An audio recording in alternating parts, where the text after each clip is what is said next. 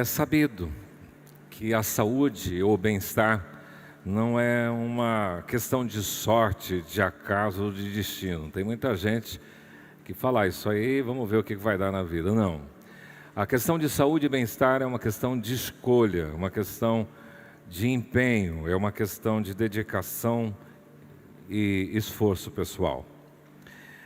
Por isso que a gente está trabalhando essa temática mais saúde, porque tem a ver com estilo de vida. Foi dito esses dias aqui que nós precisamos mais saúde para o nosso espírito. O espírito é aquela parte em nós que conecta com o Senhor.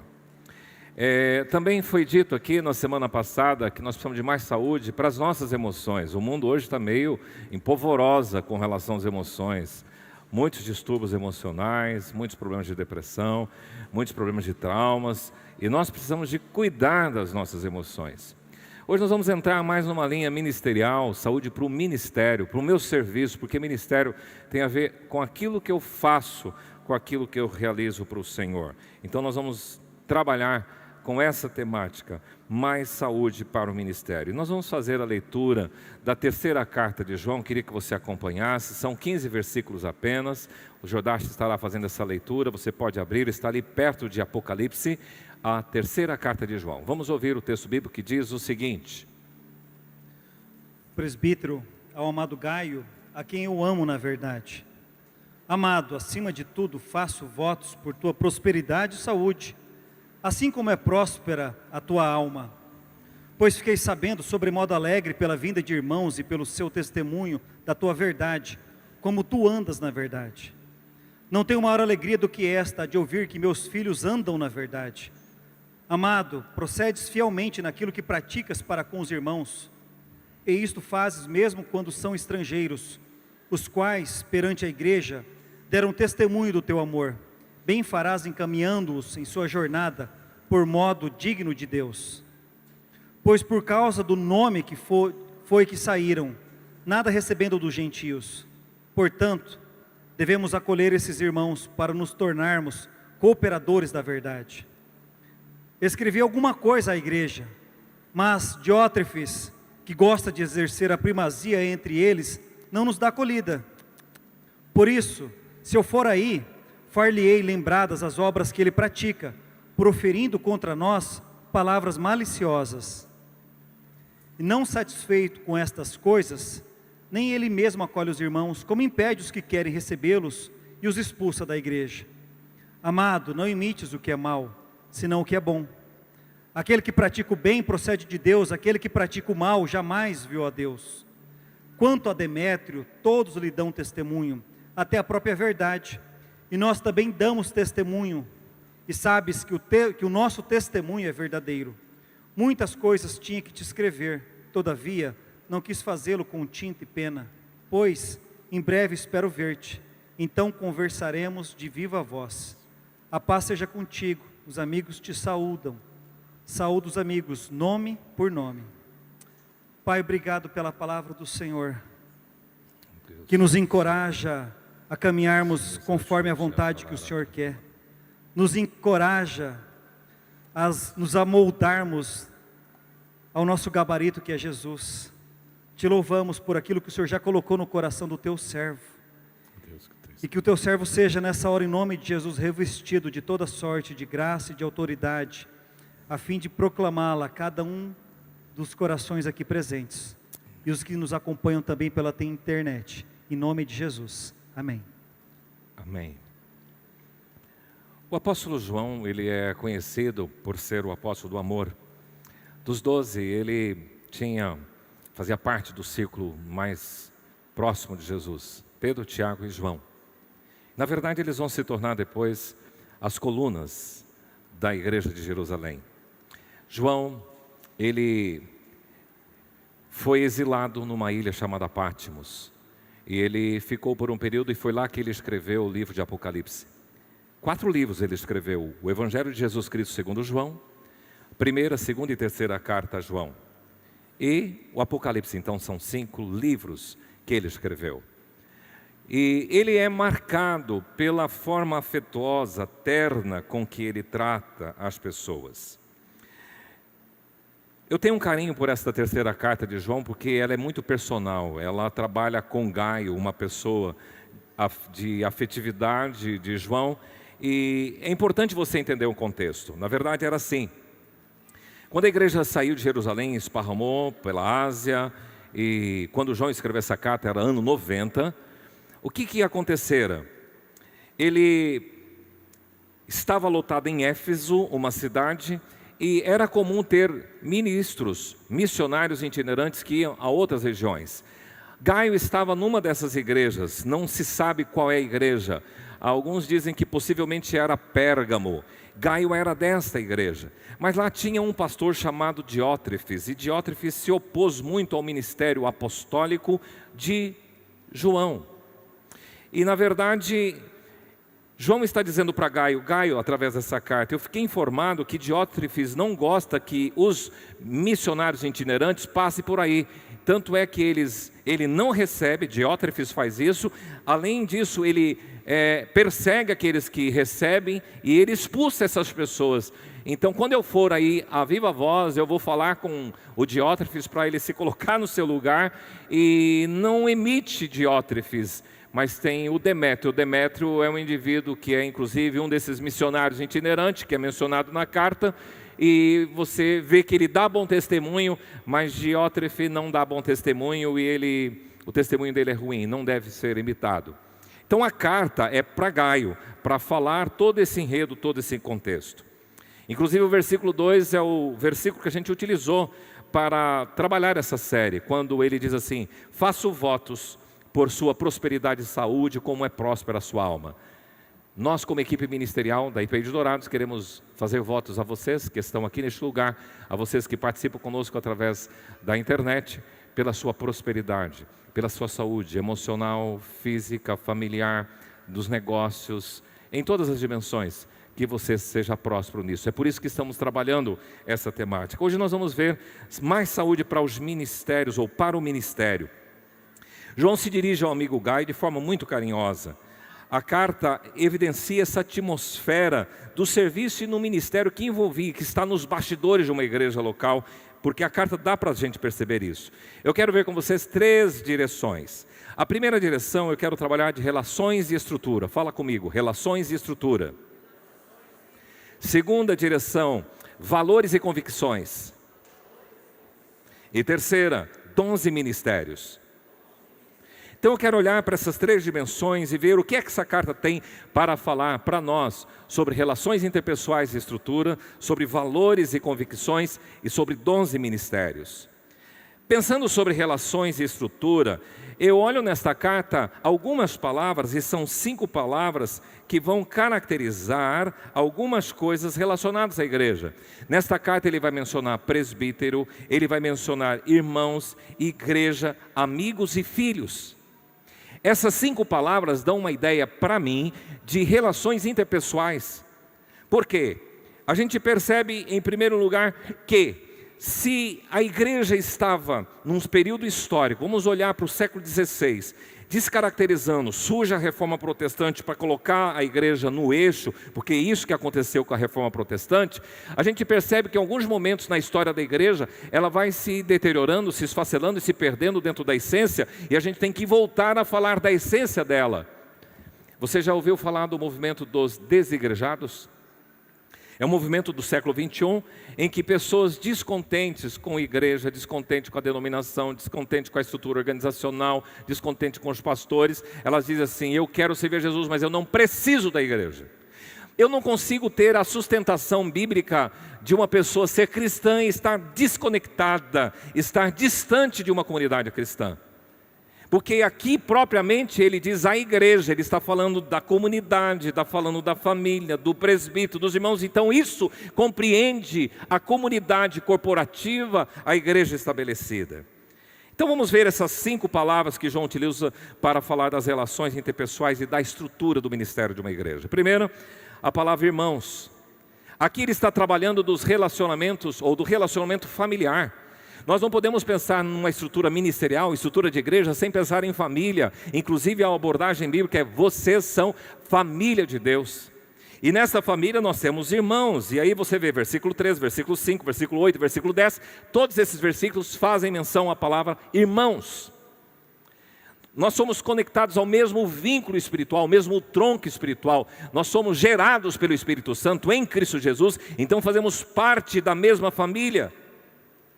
Por isso que Paulo, escrevendo à igreja de Éfeso, ele faz menção e faz questão de afirmar: vocês são família de Deus. É interessante dentro desse aspecto, a oração que Jesus nos ensinou, como diz, logo no início dela: Pai nosso. Não é Pai meu, é Pai nosso, porque ele está dizendo que estão incluídos ali todos aqueles que confessam Jesus como Salvador e Senhor, fazem parte dessa mesma família, são irmãos em Cristo. Então nós somos uma comunidade dos irmãos em Cristo. A segunda palavra que a gente encontra aí é filhos. Versículo 4, não tenho maior alegria do que esta, de saber e de ouvir que os meus filhos andam na verdade. Olha o tratamento carinhoso de João para com a comunidade desta igreja de Gaio. Os meus filhos andam na verdade. Esta conceituação era tão impregnada na mente que Paulo, escrevendo a Timóteo, e ele diz assim, lá na primeira carta a Timóteo, capítulo 1, versículo 2, a Timóteo, verdadeiro filho na fé. Paulo também vai dizer acerca de Onésimo, na carta a Filemon, assim: sim, solicito-te em favor de meu filho Onésimo. Não era filho físico, era filho espiritual. Paulo vai dizer na carta aos Coríntios: ainda que tivesse milhares de preceptores, em Cristo não terias contudo muitos pais, pois eu, pelo Evangelho, vos gerei em Cristo Jesus. Sabe o que ele está dizendo? Que numa relação ministerial, nós vamos ter uma ação de pais e filhos espirituais. Gente que Deus vai usar para participar desse processo de geração de um novo filho de Deus. O Espírito Santo é que faz esse processo de conversão. Mas você pode participar nisso a ponto de a pessoa ter recebido a Jesus como seu Salvador e Senhor por instrumentalidade da sua vida. E você é como que um pai espiritual dessa pessoa. E você vai cuidar desse filho espiritual para ensiná-lo a andar no caminho do Senhor. Então, pensar em saúde para o ministério é pensar nas relações interpessoais, como família, como filhos, como irmãos. Mas a terceira palavra é a palavra igreja. E aqui, se a gente fala, nas outras palavras, de um relacionamento espiritual e relacionamento familiar, como filhos e como irmãos, aqui nós falamos de um relacionamento funcional. Porque a palavra igreja tem a ver com a estrutura. E aqui no versículo 6, 9 e 10, por 3 vezes, João menciona a palavra eclésia, igreja, que significa congregação, um ajuntamento de pessoas reunidas. A gente comete um erro com muita frequência. Nós vamos à igreja. Nós estamos falando que a gente quer ir ao templo, onde se reúne a igreja. Jesus diz o seguinte: quando 2 ou 3 reunirem em meu nome, ali eu estarei. Então a igreja está presente quando 2 ou 3 estiverem reunidos. E aqui está reunida a igreja no templo, no espaço Esperança. E é importante essa concepção, porque a igreja são pessoas, a igreja é formada por gente que converteu ao Senhor Jesus Cristo. Agora ele começa a carta, o presbítero, ao amado Gaio.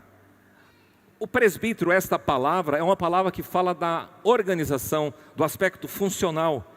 E essa palavra, ela significa ancião, pessoa de idade avançada, um líder, um sênior. Esta é a palavra utilizada, presbítero. E outros termos correlatos a presbítero é pastor, bispo, episcopo e ancião. Todas essas palavras podem ser traduzidas, a palavra presbítero pode ser traduzida por ancião, por presbítero, por pastor e por bispo. Mas está na competência do presbítero a supervisão, a superintendência e o governo de uma igreja local.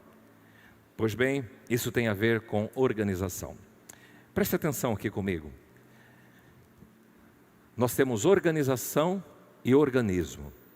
A igreja é um organismo ou é uma organização? Corpo de Cristo é o organismo, corpo humano é um organismo ou uma organização? O corpo é organismo ou organização? Organismo. Corpo vivo de Cristo é um organismo.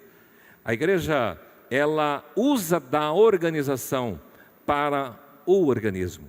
A organização estrutural funcional de uma igreja nunca tem que ter o fim em si mesmo, mas sempre para abençoar, para contribuir, para assessorar, para somar com o organismo. Então, quando se fala em princípio, nós estamos falando disso, da organização. Paulo deixou um jovem chamado Tito na ilha de Creta, e a ordem era para que ele organizasse as igrejas, instituindo nela presbíteros. Então, nós estamos falando de organização. Não temos como trabalhar ministérios sem pensar em valores, sem relações interpessoais e estrutura funcional. E nós estamos trabalhando assim, com esta abordagem. Quarta palavra, amigos. Versículo 15 diz assim: os amigos te saúdam. Saúda os amigos nome por nome. Quando se fala em igreja, corpo vivo de Cristo e ministério, nós temos que pensar em filo, amizade. Vocês lembram da palavra filantropia, filosofia? Todas elas começam com o radical filo. Filosófos, filo amigo, zófos da sabedoria. Filo antropos, filo amigo, antropos homem. E esta é a palavra que é usada aqui. Nós estamos pensando em relacionamento fraterno. E aqui a relação fraterna tem que ser estimulada no ministério da igreja. Nós temos que aprender a desenvolver e a cultivar a amizade. E João faz questão de destacar: saúda os amigos nome por nome. E aí, galera, isso é atacado. E João está dizendo: varejo, sabe o nome, Alexandre, e vai por aí. Fabiano, e vocês vão dando os nomes. Por quê? Mostra o estreitamento das nossas relações. A igreja hoje tem um dispositivo muito propício para se desenvolver os relacionamentos e as amizades. Quais são? As células. Os grupos pequenos. Nós abrimos a nossa casa, nós recebemos pessoa, nós nos conectamos com pessoa, nós compartilhamos nossas necessidades, nós oramos uns pelos outros nas células, nós recebemos também aconselhamento, nós orientamos as pessoas, nós encorajamos, nós exercitamos os dons da célula, nós podemos tocar, muitas coisas podem acontecer na célula, e é isto que ele está dizendo: a relação fraterna é muito importante.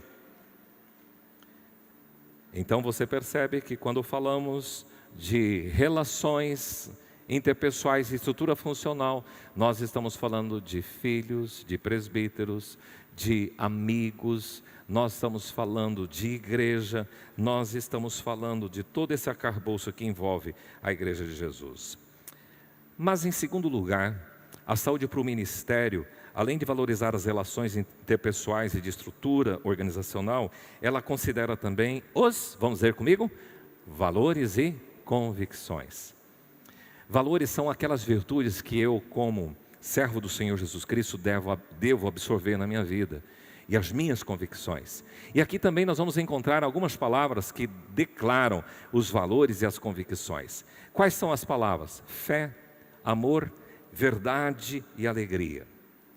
E as convicções, ele trabalha aqui com seguir o que é bom e fazer o bem, os conceitos teológicos de bem e o nome, porque ele fala do nome com N maiúsculo aí, que ele está falando de Jesus. Vejamos então sobre valores e convicções, a ideia desses valores através dessas palavras. Primeira, fé. Versículo 5 diz aí: procedes fielmente. Ele está destacando na vida desse tal de Gaio que ele é um indivíduo fiel. E esta palavra fiel, ela é composta pelo mesmo radical grego de fé. Pistes, pistós. A palavra é da mesma origem. Fiel, fidelidade, fielmente. Tudo. E fé vem do mesmo radical. E a ideia aqui passa pelo sentido de convicção pessoal. Porque fé você pode trabalhar três coisas. A primeira delas é a questão das suas convicções que você tem. Essa ideia de fé, bem particular. A ideia de que eu guardo, eu acredito, eu penso nisto, eu penso naquilo. Mas tenha também a ideia de fidelidade, de andar na fé. E tem a terceira ênfase, que é de dom. Gaio está aqui sendo tratado como alguém fiel, que tem convicções. Alguém que anda na verdade. E é isto que a gente precisa ver numa relação ministerial. A segunda palavra é o amor. Lá no versículo 6, João destaca: perante a igreja deram testemunho do teu amor. As pessoas veem de forma muito visível e palpável o amor latente na sua vida. Inclusive na sua primeira carta, João vai escrever lá no capítulo 3:18: filhinhos, não amemos de palavra e de língua, mas de fato e de verdade. Eu me recordo quando menino, essas comemorações que tinha nas igrejas, de Dia das Mães, Dia dos Pais, às vezes os filhinhos no Dia das Mães viraram tudo santinho. Chegava lá na frente: mamãezinha, eu te dou o meu coração, você é o amor da minha vida, fazia aquela declaração linda e maravilhosa. Mas chegava em casa, não obedecia, não ajudava a mãe em nada, não fazia o que a tarefa, papapá. Falei: para que isso? Então é preferível que não faça declarações lindas e teóricas e bonitas e seja real na prática, nos seus conceitos, porque você vai dar credibilidade à essência do seu amor. Isso serve para o casal também. Você, marido, faz aquelas coisas lindas, mas no fundo você não demonstra na prática o amor para com a sua esposa e nem você para com o seu marido. Então, o que é que está sendo percebido aqui é que Gaio, ele tinha esse amor nítido, palpável, visível, concreto, que era traduzido em atos, em práticas, em atitudes da sua vida. E é isso que a gente tem que ter no ministério. Falar: eu amo a Deus. E Jesus recriminou isso. Vocês dizem que me amam, mas não façam o que eu mando. Não fazem o que eu mando. Isso é mentira, ele diz. Porque aquele que o ama de verdade o serve. Inclusive, uma vez uma mulher estava aos pés de Jesus, chorando, lavando os pés de Jesus com suas lágrimas, enxugando com seus cabelos. E o fariseu olhando: se Jesus soubesse quem que é essa mulher. E Jesus disse: eu sei quem é essa mulher. Simão, a quem muito se perdoa, muito se ama. Então ela está aqui reconhecendo com o seu serviço, com o seu ministério, o seu profundo amor. Pois bem, essa palavra amados, repete aí 4 vezes, versículo 1, versículo 2, versículo 5, versículo 11, é uma forma carinhosa: amado, estimado, querido e digno. Mas a outra palavra, a terceira palavra, é alegria. Se tem a fé, se tem o amor, agora tem alegria. Quem diz para você que crente tem que ser carrancudo, mal-humorado? Nós temos que resgatar e cultivar a alegria na nossa vida. Não quer dizer que todo dia a gente tem problemas, tem situações que tem dia que é para chorar, não tem problema. Mas nós temos que resgatar a alegria no nosso coração. Hoje de manhã eu estava caminhando com a Néia bem cedinho e olhando o sol, olhando a natureza, vendo as árvores plantadas, vendo os pássaros. Que alegria, Senhor, obrigado. Isso é um privilégio. Minha maior alegria foi encontrar outro casal da igreja que estava ontem na meia vigília com a gente, caminhando hoje, 6 horas da manhã, caminhando também. Que alegria poder andar, poder respirar. Isso é privilégio e a gente tem que se alegrar com isso. A palavra de Deus diz: alegrai-vos sempre no Senhor. Outra vez digo: alegrai-vos. A palavra de Deus diz: a alegria do Senhor é a nossa força. Então você precisa cultivar a alegria. Aprender a rir. Rir de você mesmo. Eu estava ouvindo o Mário Cortella ontem, achei engraçado o que ele disse. Falou: a modernidade é muito curiosa, né?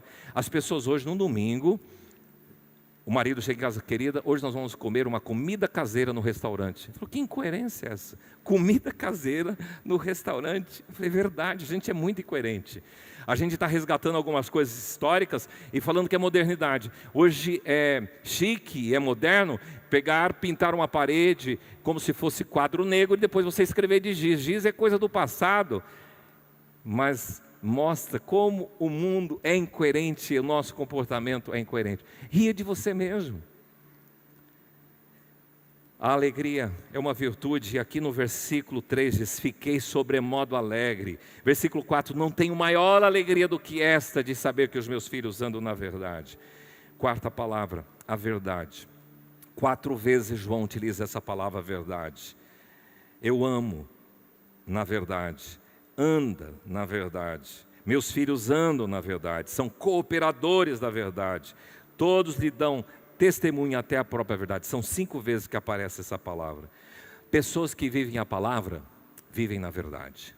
Pessoas que vivem na palavra, falam a verdade, ensinam a verdade, vivem de forma coerente. Sabe o que quer dizer? E às vezes é comum isso. Interessante, fala bonito, ensina, prega, mas não vive. A coerência está nisso, e isto é um risco que todos nós corremos. E você tem que tomar muito cuidado, porque frequentemente na lida pastoral a gente se depara com algumas pessoas que estão tristes com o Evangelho por causa do testemunho de um crente. Mas lá em casa não é bem assim. Mas leem a Bíblia, mas só que não vive a palavra. Então, meu amigo, é importante essa coerência. E Gaio, ele andava na verdade, era algo concreto, era percebido e notório. E aqui a gente entra, sai dos valores e entra nas convicções, porque agora ele vai falar do mal e do bem. Uma aula de português aqui, vocês vão recordar comigo. Qual é o contrário de mal com U? Bom. Qual é o contrário de mal com L? Bem. Aqui nesse texto, tanto mal com U, mal com L, e bom e bem, são empregados. Agora, interessante que esse mal e bom tem a ver com a minha natureza. E o mal com L e o bem tem a ver com a minha prática. Então, nós precisamos trabalhar a nossa natureza para que a árvore boa produza bons frutos, porque toda árvore má vai produzir maus frutos. E essa é a linguagem que é utilizada aqui pelo apóstolo João 11. Amados, não imites o que é mal, senão o que é bom. Aquele que pratica o bem procede de Deus, e aquele que pratica o mal jamais viu a Deus. Então ele destaca isso porque ele quer falar de quem? Da distinção entre Diótrefes e Demétrio. O Diótrefes, ele é mau. E esse Diótrefes, ele é um líder que gosta de se aparecer, de exercer a primazia, que usa palavras maliciosas, suas obras são ruins, e não imites o que é mal. Mas o Demétrio, todos falam bem dele. A pergunta é, qual é o testemunho que as pessoas dão a seu respeito aí fora? Inclusive, uma das características de um líder da igreja para ser escolhido, que tenha bom testemunho dos de fora. Que a comunidade faz, o que os bancos dizem a seu respeito, o que os comércios falam a seu respeito, o que os seus vizinhos dizem a seu respeito. Isso tem a ver com o ministério, sim, porque não adianta ser lá na igreja, ser um hiperativo, mas lá em casa e na sua vizinhança todo mundo tem uma imagem totalmente distorcida a seu respeito.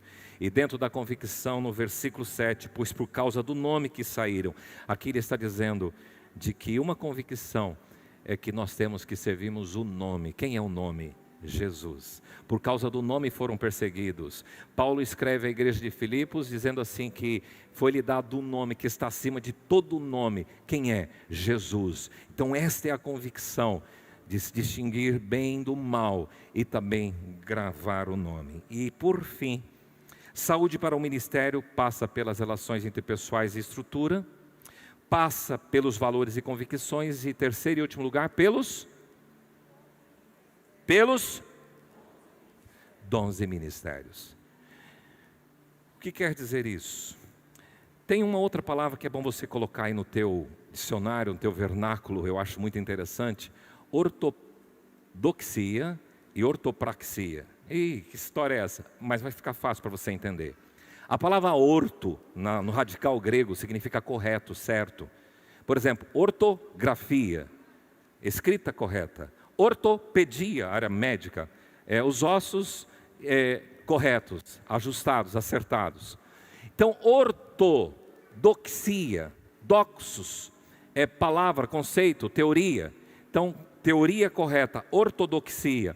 Ortopraxia é prática correta. Se as convicções e os valores dão a ortodoxia, os conceitos corretos, agora na minha vida prática eu tenho que gerar isso em ortopraxia, prática correta. E aí entra os ministérios, porque aqui no texto ele vai usar a palavra testemunho, que é a vida que é expressa aí fora, vai falar do trabalho, naquilo que praticas com os irmãos, que é o ministério, que é o serviço, e vai falar da cooperação. Eu via esses dias uma reportagem sobre a cultura japonesa, a toalhinha umedecida, ela se chama oshibori, e é um sinal de omotenashi, de hospitalidade. eles deixam aquela toalhinha umedecida no restaurante para dizer: você é bem-vindo aqui. Isso é ministério. As atitudes que você toma para que as pessoas sejam bem recebidas e bem acolhidas.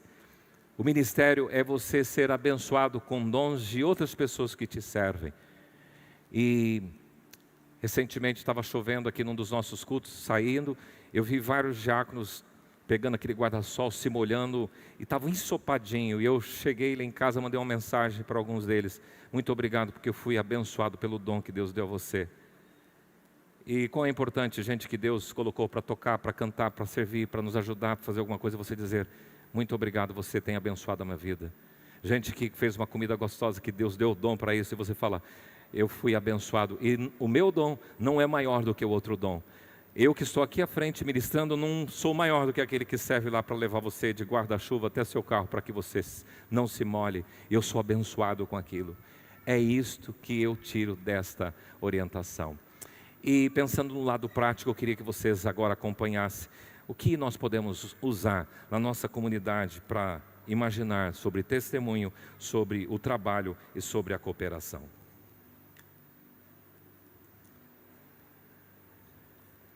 Falando sobre dons e ministério, nos leva à ideia de servir ao Senhor. Pensando um pouquinho na igreja local, a gente começa a pensar o entendimento que já foi criado. Talvez você já tenha ouvido isso. Não dá para servir numa igreja grande. Igreja grande não cabe trabalho voluntariado. Ou ainda, igreja grande não precisa de voluntário. Isso não é verdade. Você sabia que todo cristão recebeu do Senhor pelo menos um dom espiritual? Diga assim para a pessoa que está do seu lado: todo cristão recebeu pelo menos um dom. Isso é uma verdade bíblica, está na palavra do Senhor. Vamos ler juntos? Primeira carta de Pedro, capítulo 4, verso 10. Está sendo projetado. Diz assim: servir uns aos outros, cada um conforme o dom que recebeu, como bons dispenseiros da multiforme graça de Deus. Nós somos capacitados pelo nosso Senhor, para nós sermos um canal de bênção, para nós servirmos de edificação ao corpo de Cristo. Hoje nós vamos entender um pouquinho que nós podemos sim servir a Deus aqui nesta igreja, mas servir de uma forma orientada. Como assim de uma forma orientada? O seu dom sendo utilizado a um ministério específico, porque às vezes a gente gasta tempo, por vezes a gente até já ouviu falar, assim: poxa, fui servir, não deu certo naquele ministério. Tentei até servir, mas não deu certo, eu não gostei. Por vezes a gente está utilizando um dom numa área que não é a área que nós fomos chamados para fazer. E como é que a gente pode fazer para descobrir isso? A primeira coisa, qual é o nosso dom? Precisamos primeiro descobrir qual é o nosso dom. E a segunda coisa, servir de acordo com o dom que Deus nos deu.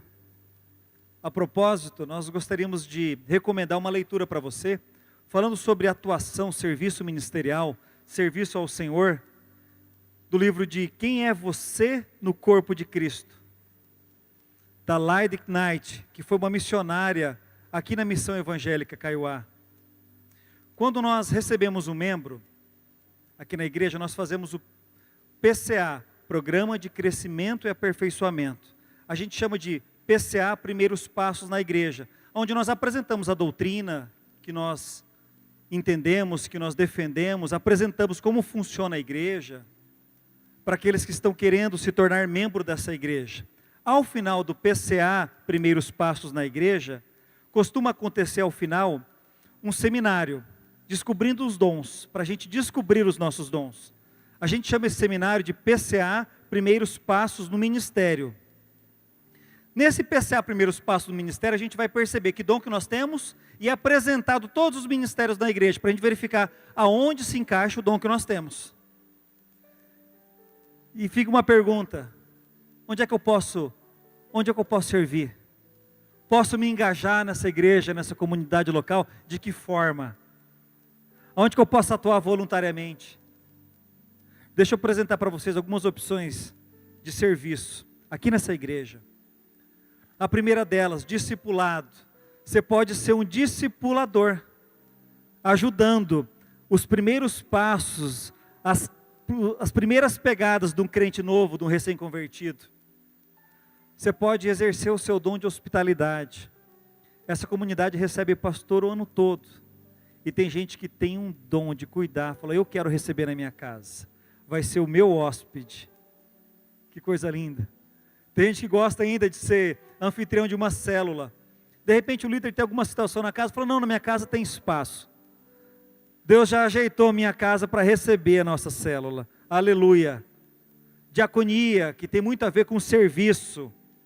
Diaconia, ação social, estacionamento, recepção, cozinha, assistência social. Diaconia tem uma atuação muito direta também junto às pessoas com situação de carência, situação de necessidade, asilos, orfanatos. Podemos ajudar em todo tipo de serviço ao Senhor aqui nessa igreja.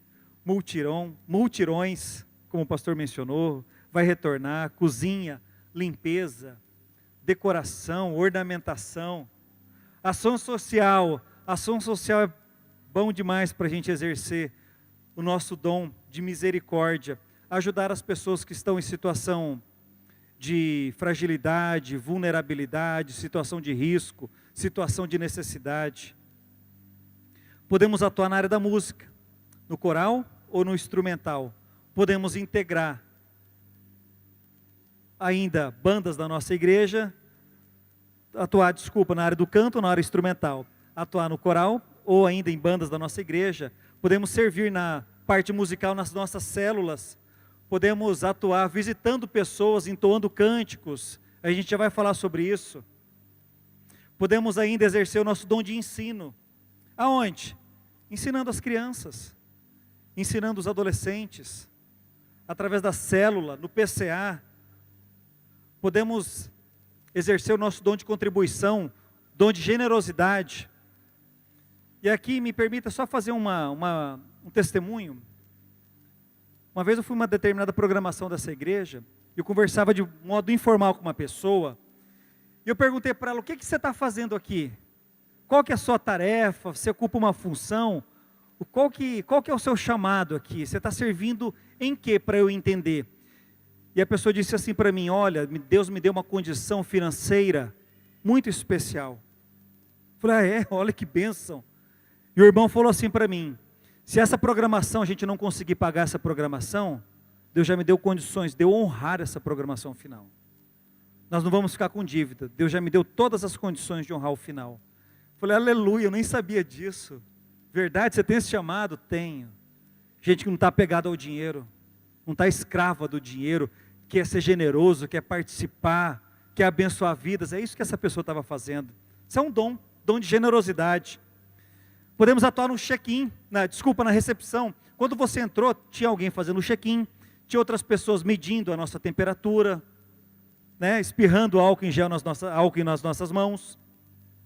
Podemos ainda na recepção atuarmos no espaço integração, sempre tem tarefas ao final do culto, ali para a gente desenvolver no espaço integração, dando atenção às pessoas, acolhendo as pessoas com alegria, com simpatia. Todos nós podemos fazer isso, ser agradáveis, ser simpáticos. Visita, nós podemos visitar as pessoas. Nesse tempo de pandemia, a parte de visita foi algo muito, muito fantástico. Teve gente que ficou aquartelada em casa, ficou presa dentro de casa, não podia sair, em virtude da pandemia, com Covid, não podia nem sair de casa. E eles foram agraciados com algumas pessoas foram agraciadas com tempo de louvor, com tempo de levar uma lembrança, de receber uma oração. Então a gente pode visitar pessoas que estão enfermas, pessoas que estão necessitadas, pessoas da terceira idade, os da nossa idade especial da Rede Diamante foram visitados nesse tempo também, por conta das suas restrições. Podemos atuar nessa igreja local, na área da comunicação. A propósito, há um mês atrás foi falado que o pessoal da comunicação, da mídia, da luz, do som, estava precisando de voluntários lá em cima. Ainda está precisando, pessoal? Olha lá, todo mundo em pé. Está precisando ainda, viu? podemos atuar na intercessão da nossa igreja, orando intensamente pelas pessoas, pelas suas necessidades, pelos enfermos, pelas famílias alvos de oração, participando das vigílias que ontem inclusive aconteceu uma, participando também das mobilizações de jejum, manhãs de esperança. Podemos servir ao Senhor por meio da arte, do teatro, da dança, comunicando através da arte aquilo que o Senhor tem de recado para a vida das pessoas, usando da criatividade. Podemos atuar nos evangelismos, missões, aonde? Universidades, em bairros, em escolas, ganhando pessoas para Jesus. E o dom, ele não é algo que está restrito à utilização numa igreja local. Deus não te deu ferramentas para você usar só aqui. Essas ferramentas que Deus te deu, é também para usar na sua vida pessoal, é para usar lá fora, servindo as pessoas que te cercam com os dons que Deus lhes conferiu. E aí, você sabia que quando a gente serve ao Senhor, quando a gente cuida do Senhor, Ele cuida das nossas coisas? Deixa eu compartilhar com você algo pessoal meu. Eu nunca entendi ao certo uma matemática do Senhor. Eu há mais de 10 anos atuo nessa igreja local, estou na equipe ministerial há pouco tempo, mas estou há mais de 10 anos na igreja, trabalhando na igreja. Também tenho o meu escritório de advocacia. Só que o tempo que eu passo disponível no meu escritório é muito inferior ao tempo que eu me dedico à igreja. E Deus tem abençoado lá o meu escritório, muito além daquilo que eu mereço. Sabe o que é um recado que eu recebo da parte de Deus? O que Deus fala ao meu coração? Ó Jordache, continua cuidando das minhas coisas, que eu cuido das suas coisas. Serviço ministerial. Talvez eu estou falando para você que nem fez o curso para descobrir o dom, que é servir. Eu quero ser voluntário, mas eu não fiz o curso. Talvez eu estou falando para você que fez o curso, sabe qual é o seu dom, mas não está servindo, não está atuando em nada na igreja. Mas eu quero que você receba, em nome de Jesus, um desafio no seu coração, para você sair dessa zona onde você se encontra, e servirmos junto ao Senhor. E como que a gente faz? Ao final do culto, não deixa de passar no espaço integração, está o Jonatas, levanta a mão aí Jonatas, olha lá para a galera ver quem que é o Jonatas. Ele vai estar sendo apoiado por outros voluntários, gente que também tem servido ao Senhor, para junto a gente trabalhar no corpo de Cristo. E se você que está participando da internet, gostaria também de servir a essa igreja local, está aí aparecendo na sua tela um número de telefone para você fazer contato, se colocar à disposição do Senhor. Quero te convidar a se colocar em pé. Algum tempo atrás eu ouvi uma ministração de um presbítero para presbíteros. Ele usou um texto de Êxodo 34, 23, que dá base para esta abordagem que o Jordache acabou de mencionar. Lá nesse texto diz assim: 3 vezes no ano todo homem entre ti aparecerá diante do Senhor Deus de Israel, porque lançarei fora as nações e diante de ti alargarei o teu território. Olha só, ninguém cobiçará a tua terra quando subires para comparecer à presença do Senhor teu Deus 3 vezes ao ano. Ele ministrava isso aqui: enquanto você adora e serve ao Senhor, Ele protege a sua terra, Ele protege a sua fazenda, Ele protege o seu bem. Então a ideia de servir é isto que é chamado aqui. Que você nesta manhã possa ter sido desafiado para esta simples carta, olhar que mais saúde para o ministério tem a ver, primeiro, com relações interpessoais, que a gente entra na comunidade de fé e a estrutura funcional, valores e convicções, mas também dons, ministérios. Que Deus te ajude e te abençoe. Pai, muito obrigado por esse tempo na tua casa, buscando a tua presença. Que o Senhor nos leve em paz e nos dê uma semana na tua presença, guardado e amparado por ti. Obrigado pelo privilégio de te servir. Pai, desde a minha infância, pude estar na tua casa servindo ao Senhor. Isso é um privilégio que a gente tem. Permita que pessoas aqui nesta manhã sejam desafiadas ao teu serviço. Pessoas que estão participando com a gente pela internet sejam desafiadas a este serviço, ao ministério do Senhor Jesus, porque a quem muito se perdoa, muito se ama, e quem ama, faz. exerce, realiza de forma concreta. Em nome de Jesus. Amém. Que a graça maravilhosa de Jesus, o Messias, o amor do nosso Deus e Pai, e que as consolações do Espírito Santo sejam sobre a sua vida hoje e sempre. Amém.